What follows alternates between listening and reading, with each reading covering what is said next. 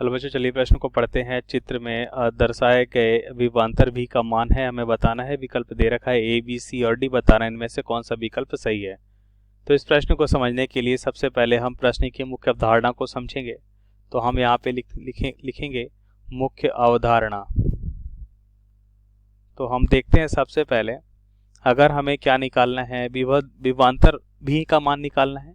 तो अगर हम देखें कि कोई भी धारा का प्रत्यावर्ती धारा है या धारा समय के साथ बदल रही है, तो उसका हम देखते हैं वर्ग माध्य मूल मान, जिसे हम लिखते हैं VRMS, या हम इसे कह सकते हैं विभवांतर भी।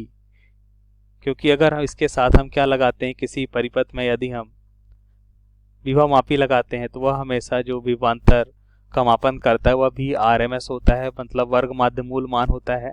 और इसका मान जो होता है भी हम लिख सकते हैं विभव का शिखर मान। देखेंगे हम क्या देखेंगे, शिखर मान बटा क्या होता है, √2। अब प्रश्नानुसार उत्तर को समझ लेते हैं।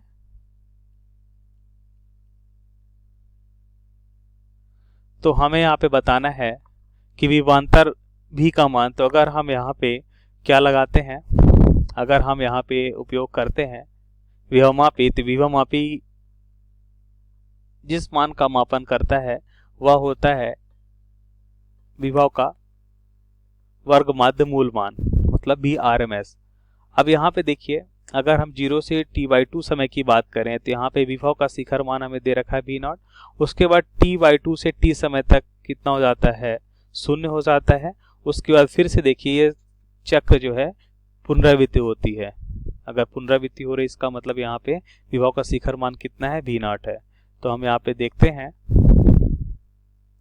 विभव का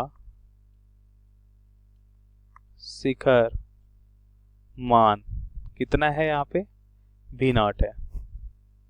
और जैसा कि मुख्य अवधारणा में हमने देखा कि विभव अगर हम निकालना चाहते हैं, इसका मतलब हमें VRMS का मान निकालना होगा। और इसका सूत्र हमने देखा क्या होता है, विभव का शिखर मान √2 V0 बटा √2। तो यह हमारे प्रश्न का सही उत्तर होगा कि जो विभव है वो कितना हो जाएगा, V0 बटा √2। अब विकल्प देख लेते हैं। तो दिए गए प्रश्न का सही विकल्प बी है। तो आशा करते हैं आपको समझ आया होगा। धन्यवाद।